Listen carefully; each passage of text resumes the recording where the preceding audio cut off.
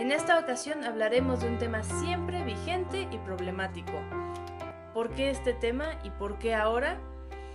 Por algunos sucesos y aprendizajes recientes que he tenido, porque finalmente me siento preparada para hacerlo, porque deseo reparar errores pasados y porque espero así evitar más daños y penas a quienes ahora se hallan en riesgo. Quiero que lo abordemos sin dar más rodeos. A veces sucede que te enamoras de alguien que se encuentra impedido para corresponderte legítimamente de una manera, digamos, romántica. A veces también el impedido eres tú. Para ser claros, me referiré en este video a cualquier combinación de casados, sacerdotes o consagrados, dando o recibiendo sentimientos de enamoramiento. Quiero hacerte una invitación a tomar conciencia de las heridas y debilidades ajenas, a comprender los motivos de estas vulnerabilidades. Estas son las tentaciones de la vida real, las que no desaparecen con una toma de hábito o un anillo bendito, y que incluso podrían llegar a afectarte algún día, aunque espero que no. Esto nos llega principalmente a aquellos que cargamos con heridas contra la pureza. En febrero, por el día de San Valentín, un par de páginas de Facebook, concretamente vi a Déjale Ir y Servus hicieron comentarios medio agrios acerca de los seminaristas que coquetean y las mujeres que muchas veces son piedra de tropiezo. Y como tengo algunas anécdotas que me respaldan, que por cierto no las contaré, sentía la necesidad de hablar de esto a profundidad desde dentro. Es uno de los temas que siempre he considerado muy míos por ser relativos a la búsqueda de castidad y amistades santas que a tantos nos ha costado. Tomemos de punto de partida que mi audiencia son católicos que espero buscan evitar y superar el pecado. Demos unos pasos atrás, antes del momento en el cual apasionadamente decides que lo más deseable y conveniente es pecar. Sí, claro. Y veamos qué es lo que te vuelve ayudante de Dios o ayudante del enemigo al momento de ser golpeado por una tentación de este tipo, y quizá logremos un desenlace diferente. No me voy a poner psicológica porque no es ni debe ser el centro, pero en algo puede ayudar el insight que tal rama puede darnos, para entender el coche en el que nuestra alma va manejando, para no golpear ni ser golpeados por falta de conocimiento y dominio. Debemos entender las causas, conocernos y saber anticipar por dónde llegarán los golpes. Preguntarnos por qué sentimos eso. Un elemento común que suele relucir son las heridas pasadas que corrompen nuestra apreciación del otro o que nos llevan a que explotemos nuestros sentimientos y deseos como una especie de droga que ahoga el resto de nuestros problemas. A veces, ustedes saben cómo somos a veces. Voluntaria o involuntariamente lo alimentamos con cosas que nos vuelven cada vez más vulnerables. Sucede que algunos dejamos pasar años y no sabemos que nos estamos haciendo daño, y no quiero que tú, quien ves este video, te hundas más en este problema. No puedo abarcar todo, sin embargo hablaré de mi caso esperando dar alguna clave. Crecí muy secular, mucha de mi influencia sobre el amor la obtuve entre música del mundo y películas románticas comunes, es decir, una infancia noventera, 2000, de poco filtro. Tan loca, tan tonto, que no te fijas que me encantas. Si vieras que quiero, que muero por un beso tuyo, por un gesto solo, solo. Me gustan los dos, odio pasar por cobarde y no hay quien me salve hoy por hoy. Me gustan los dos, un sobresalto constante revuelve mi sangre, Señor. Mentira escondida, flagelo que mi corazón no olvida. Mentira, las tentaciones destructivas. Mentira, mi vida, no quiero más mentir. Ustedes entienden. Y obviamente no mejoró con el tiempo. Este tipo de cosas son solo una montaña rusa de sed de drama, y no estoy incluyendo las que son abiertamente pecado mortal, de lo cual también tengo mucho que decir, quizá en otra ocasión. Ni siquiera hace falta mencionar esas cosas porque esta exageración sentimental nos daña igual, sobre todo a las damas. Se tiene glorificado a los amores irreales, imposibles, se promueve un constante renovar de experiencias sentimentales, y no solo se trata de fornicaciones consumadas, que puede que no se llegue a eso, sino de fomentar y gozarse de angustia, de desvelos poéticos, pensando en quién será nuestro caballero, ¿no? No por nada Santa Teresa llama a la imaginación la loca de la casa. Sobre todo si la iglesia es fuente de amistades y cariño que había estado ausente en otros lugares. Podemos recordar, no sé si alguien más tenga así como ese diario de adolescente que quemó, donde se podría leer cosas así como: oh Señor, me dio la paz el chico del coro, ¿nos casaremos? O: Señor, el predicador del retiro me miró a los ojos, ¿será él? Es necesario buscar algunos momentos de colocarte delante de Dios con humildad transparente y descifrar con su ayuda tu propia línea de sucesos que te llevan a tener tal o cual pecado recurrente. Es imposible autoentendernos por completo, pero nuestro Señor, que conoce mejor que nosotros mismos nuestra vida, puede sanar hasta lo que no vemos. Muy bien, pues entramos a la parte turbulenta del video, que es la llegada oficial y concreta de la tentación. Veamos. Para esto, obviamente, no hablaré de casos reales, pero reuní 3 ejemplos claros de lo que no debemos hacer y que quisiera mostrarles para luego reflexionar sobre lo que hará la diferencia entre una atracción pecaminosa y una santificante. Esto aplica para cualquier combinación posible de imposibles, aunque aquí me enfocaré en mujeres laicas y su relación con los sacerdotes, porque es un ejemplo muy claro y porque considero necesario que se rompa el silencio con este tema. 1. Presento a Clementina, quien nos ilustrará sobre el alimentar la tentación. Esta protagonista de musical progre setentero es una joyita. Como mi mamá interpretó el papel en la secundaria, yo desde muy joven encontré y leí el guión en mi casa. Miren, tiene muchos errores, de todo tipo, pero el que nos ocupa aquí es solamente uno de ellos: la actitud de Clementina ante su enamoramiento por el párroco del pueblo. Mejor véanlo ustedes mismos. Te persigo de noche, Clementina, te sueño de día. Clementina, Yo pronuncio tu nombre y no oyes ni el eco de mi voz.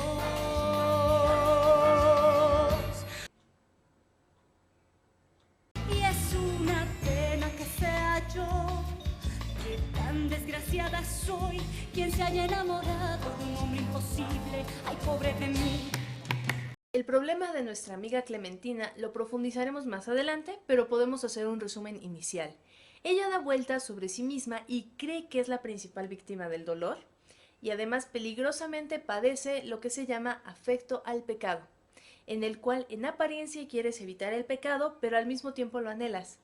Esta es la primera referencia de muchas que haré a la introducción a la vida devota de San Francisco de Sales, el libro que he estado meditando esta cuaresma y donde encontré casi toda la inspiración para la parte final de este video. De entre las muchas cosas de las que adolece este musical, es importante resaltar que hace lo mismo que cualquier otra música del mundo cuando habla de las tentaciones, y es algo de lo que debemos ser muy conscientes para no dejarnos llevar. Siempre que habla de tentación, lo hace glorificándola y alimentándola. Si alguien tiene una excepción a esta norma, puede dejarla en comentarios. Esta historia no vale la pena terminar de contarla por una docena de razones. Que quede solamente esta pequeña muestra y otras citas de la canción que mencionaré más adelante. En mi mente, Clementina es el ejemplo perfecto de lo que no debe hacerse. Hay otro ejemplo muy curioso, que para ser de una película totalmente ajena al repertorio usual del católico, es muy coherente y personalmente me parece hasta linda. En la historia 2 tenemos a Ana, quien ha sido amiga de la infancia de un sacerdote y se reencuentra con él después de muchos años. Ella entra a nuestro video para ejemplificar los errores que a veces cometemos al relacionarnos con imposibles.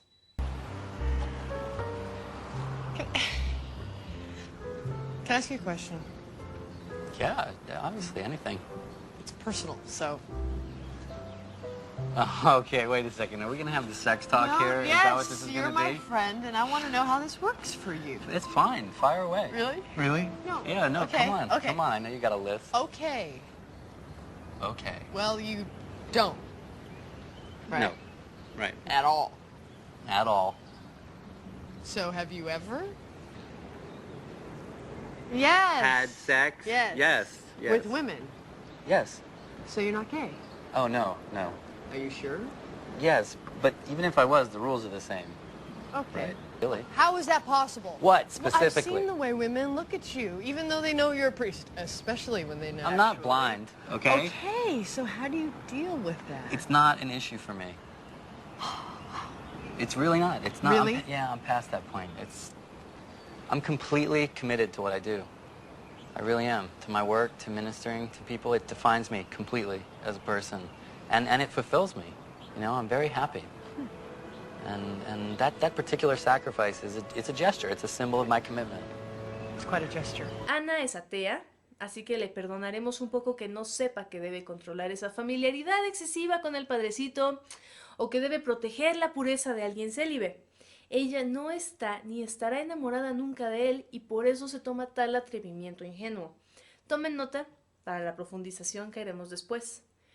Me encanta el contraste de esta película porque en primer lugar, como pueden ver, pues el sacerdote le responde con integridad. Y después descubrimos a los pocos minutos que es el origen de una serie de tentaciones que lo atormentarán por un buen rato y que de hecho llevan al nudo de la película. Esta sí puede valer la pena verla, pero recuerden, no es católica en el sentido espiritual, es una comedia y es postconciliar, pero adelante, los invito a que la conozcan mejor. Y hay otra más de este estilo, mucho más oscura, que se llama El Tercer Milagro. Esta me la pusieron alguna tarde de películas en teología y ahora que estaba planeando el video recordé lo mucho que me impactó la relación del sacerdote con una chica que es la hija de una laica que está en proceso de canonización, cuyo proceso este sacerdote está investigando. Debida aclaración que es historia ficticia, solo para que no se escandalicen. Roxanne, nuestra tercera participante, tampoco es religiosa, y la menciono porque nos ayuda a mirar la debilidad ajena que no solemos tomar en cuenta. Como es ya evidente, Clementina no lo tomaba en cuenta y Ana tampoco. Nosotros, los que ven este video y yo, espero que sí, porque no somos liberales y sabemos que esto se trata de algo más que de individuos aislados. De ahí que, aunque es cierto que no somos responsables del pecado ajeno, también por amor estamos constantemente actuando y limitándonos según el bien del prójimo. En este caso de la película, el sacerdote en cuestión se encontraba desde antes en una crisis de fe, sumamente debilitado. Supongamos que conocemos a un sacerdote, casado o religioso, está en crisis y no lo sabemos. Muchas veces cuando nos sentimos firmes en la fe pensamos que el otro está igualmente estable y tenemos todo tipo de imprudencias en el trato pensando que nada está pasando. O a veces, peor aún, pasando a niveles más bajos, que ocurre, notamos la crisis, nos aprovechamos de esa debilidad y luego logramos más o menos engañarnos a nosotros mismos diciendo que fue un accidente. Con estas tres ideas sobre la mesa, el manejo de la tentación, los límites en las relaciones y la consideración de la debilidad ajena, reflexionemos. A mí, ¿qué me hubiera gustado saber y comprender cuando comencé a vivir en el backstage eclesial hace 12 años? Cuando de alguna manera me hallaba involucrada o me tocaba escuchar a alguien en esa situación, o veía el desastre cuando se consumaba la caída de la persona consagrada y el alcance del daño para la comunidad. A veces no es tan sencillo como decir, está mal, no lo hagas. Quien lo vive sabe muy bien a lo que me refiero. Quizá alguno con un don de sensatez infusa puede ver con claridad los riesgos y las soluciones y evitar toda tentación y ocasión de pecado exitosamente. No es el caso de una servidora y quizá por ahí en un rincón del mundo haya otra alma necesitada de orientación, así que vamos a ello. Recordemos que estamos hablando de relaciones amorosas plenamente impedidas por un voto perpetuo de una o ambas partes, porque en esta página creemos que un voto perpetuo es perpetuo. Si me esperan un poco, más adelante comentaremos acerca del discernimiento vocacional y de quienes aún están en una fase no definitiva. Antes que nada, no seamos como Clementina que mezcla peras con manzanas. El amor auténtico nunca va a ser pecado y es necesario para nuestra santificación y es real y se concreta en personas específicas, como en mi conferencia de genio femenino cuando presentábamos duplas emblemáticas de santos, hombre y mujer, que evidentemente se amaban mucho. Pero el amor pleno brilla con orden y pureza. La castidad no es una prohibición de no querer a nadie, simplemente indica que nuestro amor está regido por una entrega primera a Dios y para los casados a quien me dono en su presencia. Solamente una persona de diferencia. Ahí está el primordial consuelo que el cielo nos da y que debe fortalecerse y respetarse en uno mismo y en el otro, Dios, y en segundo lugar, el cónyuge o la comunidad religiosa que Él nos concede para extender la experiencia de su amor. A veces entran en nuestra vida personas que nos mueven profundamente hacia el amor y sacuden hasta los deseos más íntimos, y llega el momento de hacer un alto. Llegado a ese punto, tienes por delante mucho que reflexionar y aprender de ti mismo, lo cual siempre es bueno. Primero, recordando tu encuentro con Dios, quien debe ser tu primer amor. Y segundo, analizando tu amor por ese prójimo, tomando conciencia de que no está ahí para complacer tus deseos e ilusiones, sino para ver a Dios en él y viceversa. Nunca es legítimo buscar el pecado mortal propio o ajeno, y en el caso de una relación amorosa que no es posible consolidar como matrimonio, los signos de alerta deben buscarse mucho antes que si se tratara de dos personas sin impedimentos para cortejarse. Este debe ser un punto de partida innegociable para evitar mayores males. Si ya estás como Clementina, gozando de tus sentimientos locos, párale ahí. Pídele a Dios que te ayude a calibrar el alma. De lo contrario, el resto de consejos que pueda darte serán inútiles. El primer paso es desterrar completamente el afecto al pecado mortal. Vale la pena empezar desde hoy a pedir esa gracia. Duele, pero la salvación de tu alma y el alma del otro es una causa seria. Este es el primer momento crucial en el cual eliges tu bando en la batalla. La motivación, la fuerza, la clave para resistir los embates nos la da la Iglesia en los domingos previos a Cuaresma. En la epístola de Septuagésima, es decir, del misal de 1962, San Pablo hablaba sobre la carrera por la salvación. Dice: por eso yo corro, no como quien corre a la aventura, y peleo no como quien azota al viento, sino que castigo mi cuerpo y lo reduzco a servidumbre. Ahí lo tienen, no hay más. La clave del orden espiritual está en la mortificación. Controlar el enamoramiento es posible. No eres una hoja a merced del viento, ni estás corriendo erráticamente. Hace unos años, hablando del tema con otros amigos católicos, pedí opiniones en Facebook sobre cómo actuar ante las varias combinaciones de enamoramiento involuntario, y aún recuerdo que fue Miguel Ángel Soto, el polémico, quien me dijo: esa es una falacia, no existe el enamoramiento involuntario, porque implica darle vueltas lo suficiente a la atracción inicial, y eso no se hace sin un acto libre de la voluntad. No veo fallas en su lógica. Si súbitamente la tentación te llega por la mirada, voltea a otro lado. Si te llega por los sentimientos, no elijas a esa persona como amistad íntima buscando su comprensión y consuelo. En resumen, si ya sabes lo que te gusta, no te deleites en ello desordenadamente. Esa será tu mortificación, porque todos los enemigos del alma, demonio, mundo y carne, te van a estar pidiendo lo contrario. Puedes y deberías ya entrenar tu voluntad a través de la mortificación. Si no supiste esto a tiempo o no fuiste suficientemente cuidadoso y ya has consolidado un enamoramiento, o simplemente estás en la fase intensa de una atracción que no has consentido del todo pero que te persigue a todas horas, la Iglesia ya ha pensado en eso también, y ahí tenemos mi meditación favorita para este tema, que está precisamente en la epístola del siguiente domingo, 60ª, aquella del aguijón de San Pablo. Para que no tenga soberbia, me han metido una espina en la carne, un emisario de Satanás que me apalea, para que no sea soberbio. 3 veces le he pedido al Señor verme libre de él, y me ha respondido: te basta mi gracia, la fuerza se manifiesta en la debilidad. Hay acciones preventivas que sí dependen de nosotros, por ejemplo, alejarnos de los gustos del mundo, no estar sumidos en comodidad blanda, y encontrarnos en vela y en oración constante para no caer. ¿Qué va a pesar más en tu corazón y tu memoria cuando llegue el ataque? ¿Una cita bíblica o una canción que habla de infidelidad? ¿La tentación es una oportunidad para crecer en humildad o hincharse de vanidad y soberbia? Recordemos el otro error de Clementina, además del afecto al pecado, era vivir la tentación desde el egoísmo. Ahí se nota que su impaciencia con la situación no es por amar heroicamente, sino por querer que la apapachen. Muy distinto el enfoque. Claro, si tú eres la más importante del conflicto, puedes exponer y torturar al otro, al fin que tú también estás sufriendo. Y eventualmente vemos en el musical cómo Clementina le reprocha al padre que ella sufre por su celibato. Bueno, ¿y de qué otra manera se puede vivir una tentación de aguijón tan ardiente y constante? Aquí está la pieza final que por muchos años no encontré. Amando y amando más perfectamente a esa persona que dices querer. Acostumbrarse a la presencia del aguijón, de modo que ni te desespere, ni te sorprenda o asuste, pero mantengas la conciencia de que esa fragilidad no es parte de ti. Aclaro por aquello de que hay gente que se define por sus aguijones. La manera de alejarlo es con serenidad. Cada vez que sientas el dolor, picor, ardor, no sé cómo lo sientas, de la tentación, tómalo como recordatorio para ir ante la cruz y pedir por esa persona.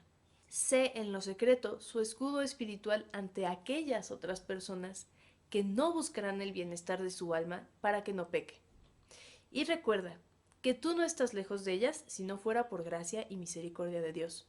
Aquel que murió por tu amor tiene una corona de espinas y tú quieres compartir esa corona en la tierra. Esa corona se consigue siendo fiel hasta el final. Y en tu caso, una de las espinas tendrá nombre y te costará lágrimas y sacrificios porque, recordemos, ahora sí estás amando como Jesús y tienes un afecto que purificar. Por cierto, creo que ningún cantante mundano podría cantar algo más poético que eso. Este sería el segundo momento de decisión, elegir entre dejar que la tentación me cierre en mí misma o bien darle la vuelta para aprovecharla y pensar primero en el bien del otro. No vamos a condenar a nadie por tener tentaciones, al contrario, cuentan con toda mi compasión y empatía. Vaya, por lo general las tentaciones son para quienes están buscando no pecar, si no serían pecados y ya. Dios las está permitiendo en nosotros y todas pueden superarse y más aún podemos surfearlas con calma y ofrecerlas en reparación por las veces que no quisimos luchar en el pasado contra el pecado. Defenderte con tus propias fuerzas posiblemente te desespere, ¿no? Como Clementina que también canta, es pecado y prohibido, gran pecado. Obvio te vas a hartar de hablar así. Vas a negociar un punto medio, que en realidad no existe, con el diablo, por cansancio. O vas a amarrarte del mástil de la cruz, como Ulises en la Odisea que se amarra al mástil del barco para no caer con el canto de las sirenas. Es sorprendente lo poco que debemos preocuparnos cuando dejamos que Dios mismo nos proteja. Bueno, entonces, en el ámbito personal e íntimo ya estamos orando y ofreciendo todo, ya estamos aferrados a la cruz para no dañar a la iglesia con nuestros pecados y flaquezas. En fin, en el interior pues ya tenemos todo bajo control y en eso te lo encuentras. Como ya se planteó en la entrevista que le hice a mi esposo hace un par de semanas, el equilibrio de la amistad y la confianza con, llamémosles, enamorables, es muy delicado y más en estos contextos, pero es innegable que vamos a tener que relacionarnos unos con otros, platicar, realizar apostolados juntos, enseñar y aprender, acudir a los sacerdotes por consejos y sacramentos. A veces la otra persona vive en las Islas Canarias, no usa Facebook y se puede tomar distancia natural y ya, se acabó el video. Puedes irte en paz, deo gracias. Sin embargo, a veces la providencia dispone que, en el más tremendo de los casos, tendrás que ver a esa persona en todas las misas, juntas parroquiales y hasta reuniones familiares el resto de tu vida. Es decir, un aguijón en forma. Aquí quisiera sentarme a leerles 4 o 5 capítulos seguidos de la introducción a la vida devota acerca de la amistad auténtica y concluir, pero todavía no comenzamos la sección de audiolibros. Puedes ir a buscarlo tú mismo en la tercera parte, capítulos 17 al 22, pondré links de lo que encuentre más abajo. Yo solo voy a mencionar algunos fragmentos que fueron el cierre a lo que Dios me había mostrado en los textos de la liturgia en semanas anteriores, y también me tomo la libertad de proponer líneas de acción a título completamente personal, pero nada arbitrario. El primer punto es que hagamos caso a aquella mujer en la Biblia que guardaba todo en su corazón. Bajo ningún motivo pienses que es buena idea confesarle tu amor. No lo hagas. Nunca. No es necesario. Sí, ya sé, callarse es aburridísimo, es frustrante. ¿Por qué te sofoco de esta manera? Porque si lo amas de verdad, no quieres verlo caer. Y si quieres verlo caer, entonces no lo amas y no hay nada que confesar realmente. Puede que te sientas miserable como Clementina, pero no es un dolor que vaya a disminuir por decírselo. Al contrario, le puedes aumentar su propio sufrimiento y elevar inimaginablemente el daño de la tentación si platican para descubrir que se trata de un sentimiento correspondido. Por favor, no lo expongas a pasar por esto. Hay una circunstancia particularísima, un caso demasiado específico en el cual, viendo venir el riesgo real, se dialoga y acuerdan tomar distancia para evitar ponerse en situación de pecado. Y tal conversación no requiere confesión amorosa ni implica necesariamente que ya existan ese tipo de sentimientos. También hay mucho que aprender sobre Ana y la verdadera cercanía con una persona así. A veces la vanidad es muy sutil y en este caso es posible que tengas este síntoma que he visto muchas veces: querer ser la amistad preferida y predilecta que le salve la vida. ¿Cómo se siente bien que alguien nos busque en la noche para contarnos sus problemas? Imagínate ser quien recibe el WhatsApp del párroco en depresión, quien se lo lleva por un cafecito. Imagínate ser la consejera matrimonial de ese amigo tuyo que tanto está sufriendo con su esposa. No, no, frénate. Ve a rezar las letanías de la humildad. Aquí te espero en pausa. Debes aprender a reconocer y aceptar que no eres lo que ellos realmente necesitan, porque desde el momento en el que hicieron un compromiso perpetuo y perfecto con la Iglesia, también tienen a las personas adecuadas a las cuales acudir. Una esposa con problemas de comunicación debe comunicarse con su esposo, no contigo. Un sacerdote o consagrado, aunque te parezca que te necesita, siempre estará mejor fortaleciéndose con sus hermanos de comunidad, con su superior, que para eso están ahí. Es en serio lo de las letanías. Hay que aprender a dar un paso atrás y comprender que nunca será una amistad de iguales, y eso no significa que no estén cerca.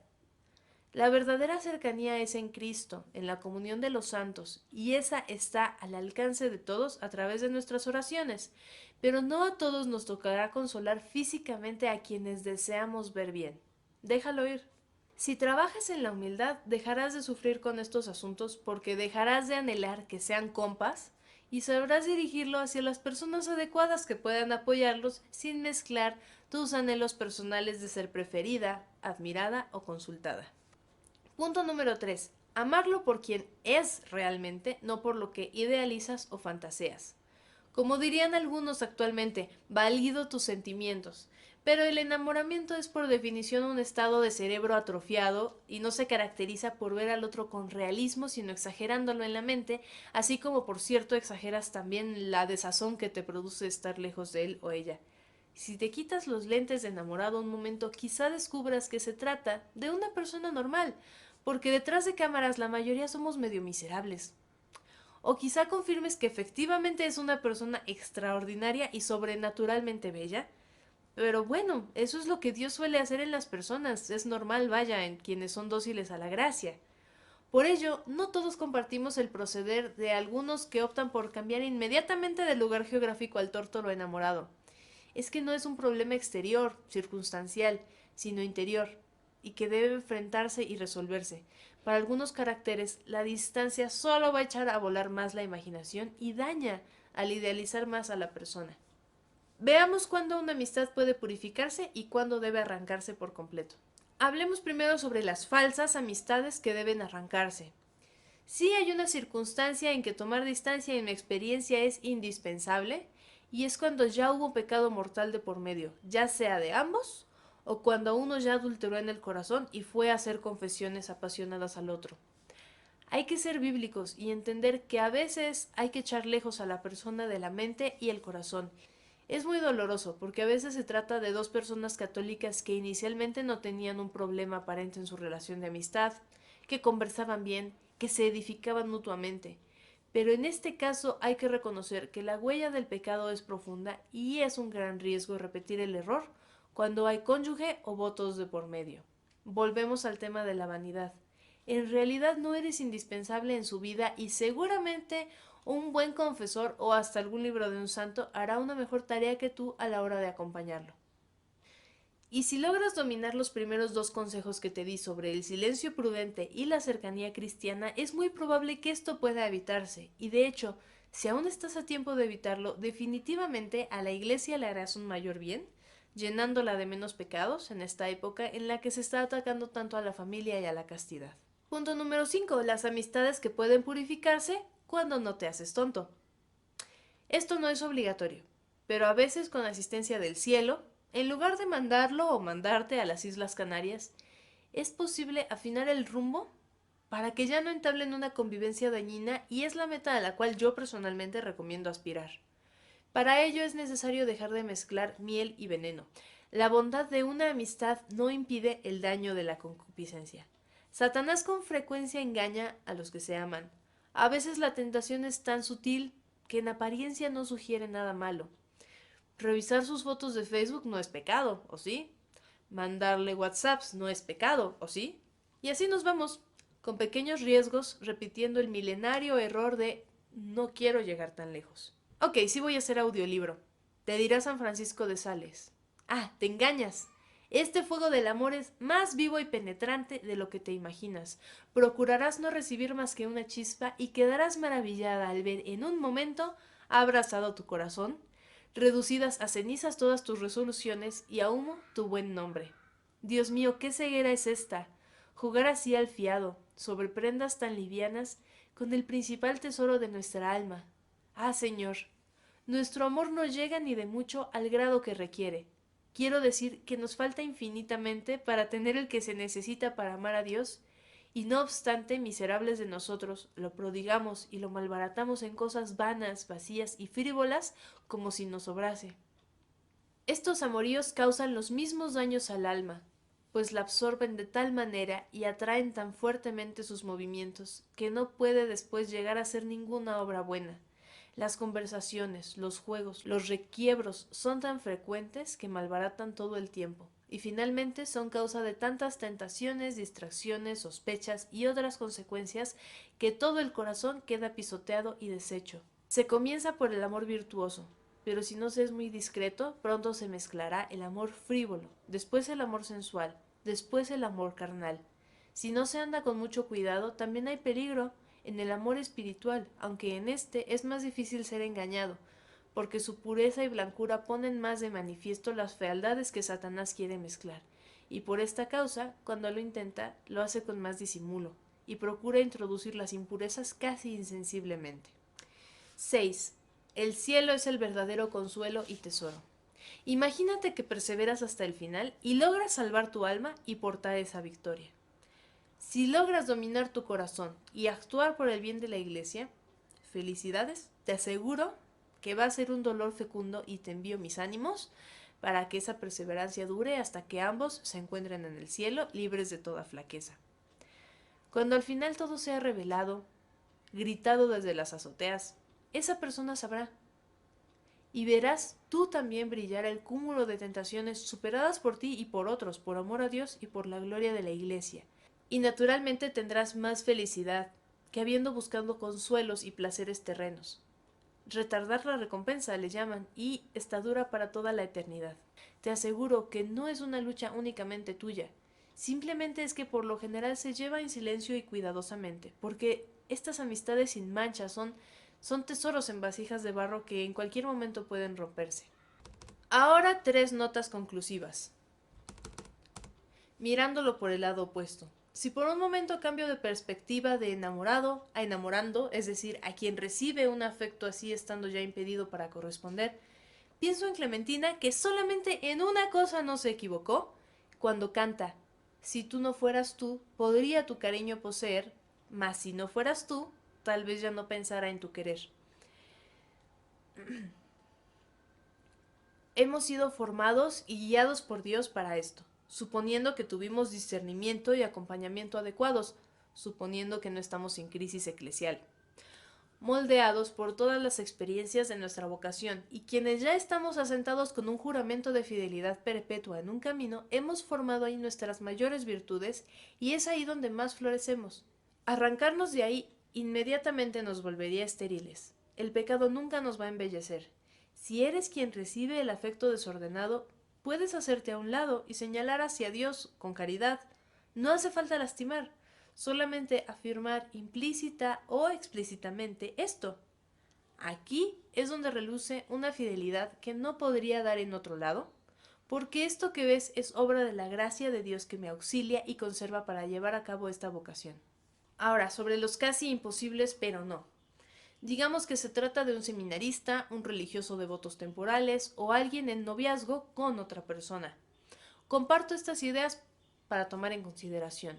1. Amiga acosadora, tengamos un poco de respeto. No es legítimo discernir que te quieres casar con esa persona sin haberlo decidido junto con esa persona. No puedes llegar, nos vamos a casar, ya solamente faltas tú, aquí te espero. 2.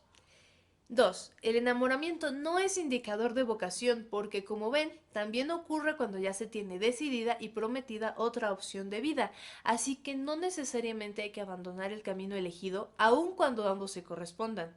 Toca hacer un discernimiento serio y honesto para ver si la tentación fortalece la vocación o más bien es un llamado a cambiar de rumbo. 3. Es un tema de pobreza de espíritu y justicia. También leyendo a San Francisco de Sales, cuando habla acerca de la codicia, me nació la idea de hacer un paralelismo entre la pobreza de espíritu, la justicia y el bien ajeno que es la vocación. Vamos a ver. Corre el audiolibro. Filotea, no sé si es un deseo justo el desear poseer justamente lo que otros justamente poseen. Pues parece que con este deseo lo que quisiéramos sería acomodarnos mediante la incomodidad del prójimo. Cuando alguno posee un bien justamente, ¿no es más justo que él lo guarde justamente, que desear nosotros poseerlo, aunque sea con justicia? ¿Por qué, pues, hacemos recaer nuestros deseos sobre el bien de los demás para privarlos de él? Ciertamente, aunque fuese justo este deseo, no sería caritativo, porque nosotros no quisiéramos que nadie desease, aunque fuese justamente lo que justamente queremos conservar. Antes de desear los bienes del prójimo, en este caso, al prójimo mismo, amada Filotea, aguarda que comience a querer desprenderse de ellos, pues entonces su deseo hará que el tuyo no solo sea justo, sino también conforme a la caridad. Y digo esto porque deseo que te preocupes de acrecentar tus bienes y tus caudales, con tal que lo hagas no solo según justicia, sino también con dulzura y caridad. Es decir, en resumen, hay que jugar limpio y dejar de lado la seducción avara. Y finalmente, hablando de la pastoral para imposibles enamorados, porque sí ocurre que a la vez eres tú el imposible y el enamorado. Este último apéndice es cortesía de mi esposo, quien es oyente cotidiano de Matt Fradd. Resulta que Fradd asiste con católicos bizantinos e invitó a su párroco Michael O'Loughlin a una entrevista, y las cosas escalan de tal manera en la conversación que el padre cuenta algunas cosas que descubrió en el seminario al convivir con otros de rito romano. Él, como católico bizantino, tenía la libertad total de ser sacerdote casado o no, por lo cual tenía que hacer un discernimiento diferente al del resto. Un día, hablando con sus compañeros romanos sobre la paternidad, dijo que él sabía que podía ser un buen padre biológico. Los otros seminaristas lo miraron sorprendidos. «¿Entonces qué haces aquí?» Y entonces él les preguntó, «¿Pues qué hacen ustedes aquí?» Y resulta que, platicando, el resto de los seminaristas se sentía incompetente para la vida matrimonial y familiar, y por eso estaban ahí. «Por eso estoy aquí. Yo no sería buen padre y por eso estoy aquí». ¿Qué tipo de vocación, qué tipo de discernimiento es aquel que se basa en las inseguridades? La vocación no es ir por las obras que alcanzaste, es ser consciente de que podrías ser santo en varios caminos, es aceptar que serías buena religiosa, buen sacerdote, que podrías haberte casado con alguien diferente y aún así ser feliz. Pero tienes un llamado específico por el cual comprometerte exclusivamente. En sí, la vida cristiana bien vivida es exigente en cualquier estado de vida. Implica el desarrollo de las virtudes, de la propia feminidad o masculinidad, vivir los consejos evangélicos. A lo mucho, hay una persona de diferencia a la hora de vivir la castidad.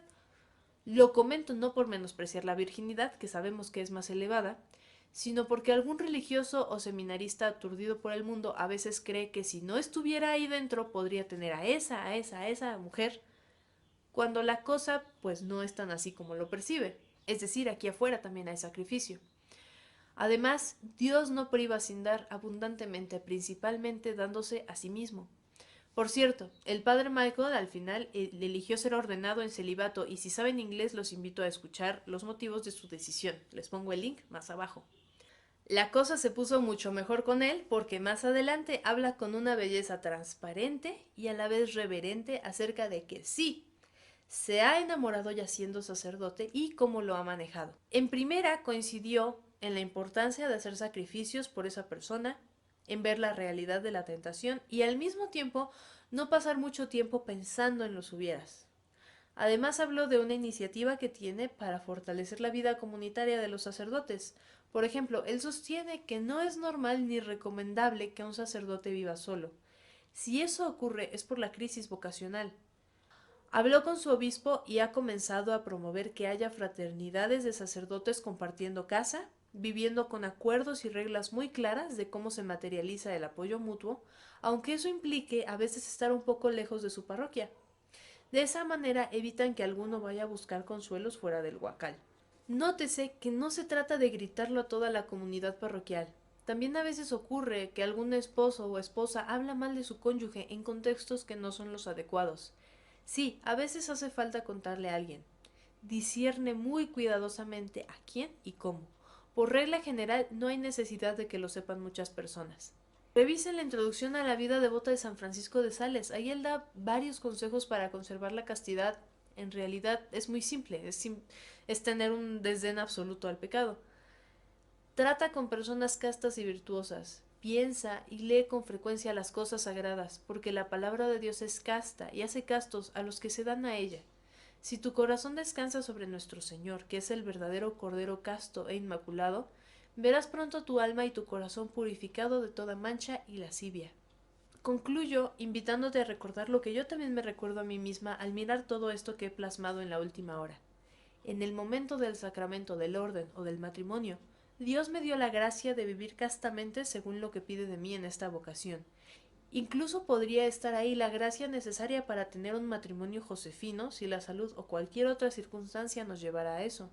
La gracia se anticipa a cada problema particular, a cada tentación.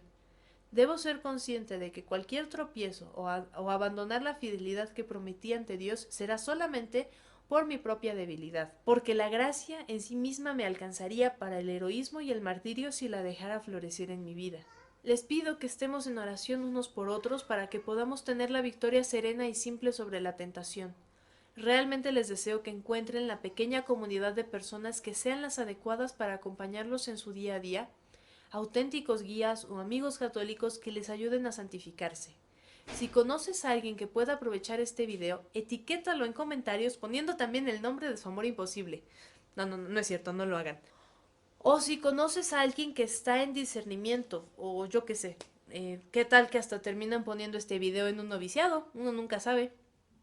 Muchas gracias si llegaste hasta el final de este video y supongo que algo hubo que te motivó a quedarte, así que deseo realmente que ojalá te haya ayudado, aunque sea un poco, en tus dudas y preocupaciones.